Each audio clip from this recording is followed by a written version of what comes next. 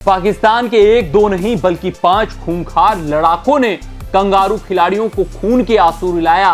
Adelaide के मैदान में इन 5 अद्भुत लड़ाकों के दम पर पाकिस्तान ने इतिहास रचकर दिखाया। हाँ, पाकिस्तान टीम, अक्सर इनसे यही आप उम्मीद करके चलते हैं कि एक्सपेक्ट द अनएक्सपेक्टेड, और वो अनएक्सपेक्टेड कारनामा इन्होंने ऑस्ट्रेलिया के खिलाफ दूसरे ओडीआई मुकाबले में करके दिखाया। हालांकि पहले ओडीआई मुकाबले में भी कुछ हमें ऐसा देखने को मिला था जहां लगभग जीत की दहलीज पर पाकिस्तान टीम आकर खड़ी हो गई थी। वो तो भला हो पैट कमिंस की बेहतरीन 23 या 35 रनों की पारी की, जिसने ऑस्ट्रेलियन टीम की इज्जत बचाई। लेकिन दूसरे मुकाबले में ऐसा कुछ होता हुआ नहीं दिखा। यहां पर रिजवान पहले टॉस जीतते हैं, उसके बाद गेंदबाजी का फैसला लेते हैं और उनके गेंदबाज उनके फैसले को सही साबित ठहराते हुए कंगारू टीम को मात्र 35 ओवर में धराशायी कर देते।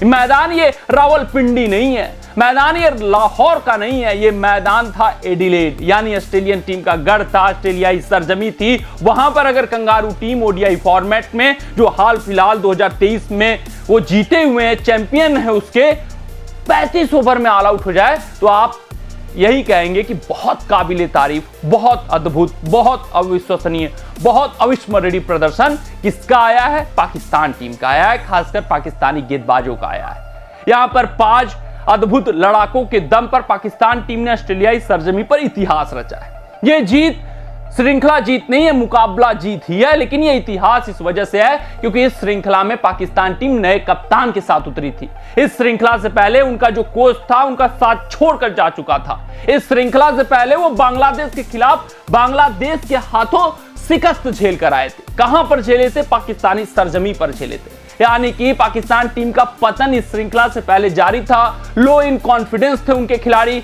बाबर आजम, शाहीन अफरीदी, नसीम शाह जैसे खिलाड़ियों को टेस्ट क्रिकेट से बाहर का रास्ता दिखा दिया गया था। उसके बावजूद इस ओडीआई फॉर्मेट में खासकर ऑस्ट्रेलिया के खिलाफ, खासकर दी माइटी ऑस्ट्रेलियन टीम के खिलाफ अगर आप कंगारू सरजमी पर इस तरीके का भयंकर, इस तरीके का भयावह, इस तरीके का अविस्मरणीय प्रदर्शन देते हैं तो काबिले तारीफ बनता है।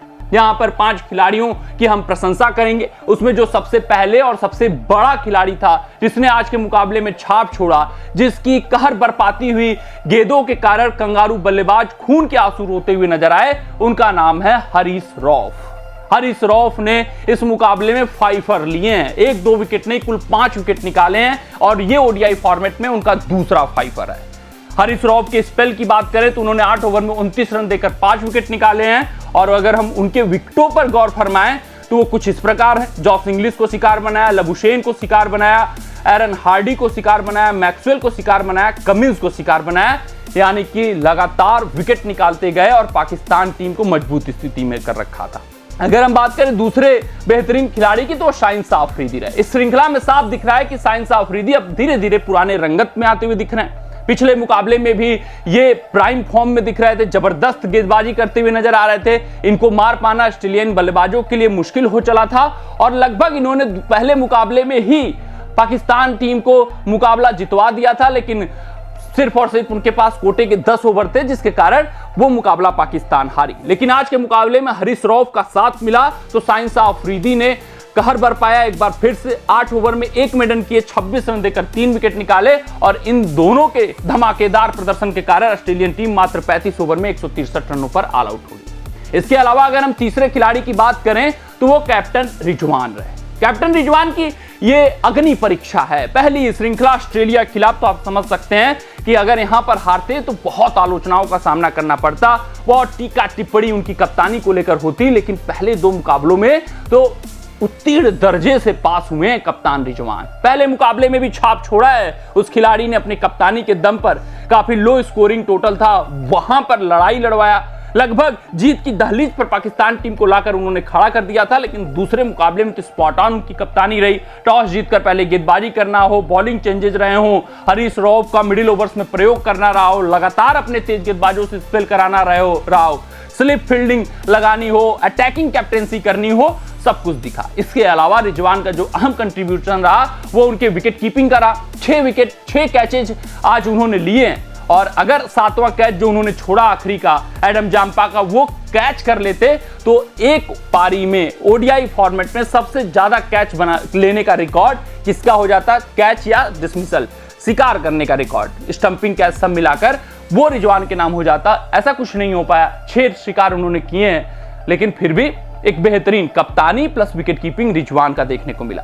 अगर हम बात करें चौथे खिलाड़ी की, तो वो बल्लेबाज रहे, क्योंकि वहां पर सय्यम अयूब जब आए बल्लेबाजी करने तो कंगारू गेंदबाज ये उम्मीद कर रहे होंगे कि इस एडिलेड की पिच पर थोड़ा सा हम परेशान करेंगे पाकिस्तानी बल्लेबाजों का, लोअर मिडिल ऑर्डर तक आएंगे, दबाव बनाएंगे, उसके बाद फिर देखा जाएगा जो कुछ होगा। लेकिन सय्यम अयूब के इरादे अलग थे। सय्यम अयूब काफी सुदृढ़ नजर आ रहे थे।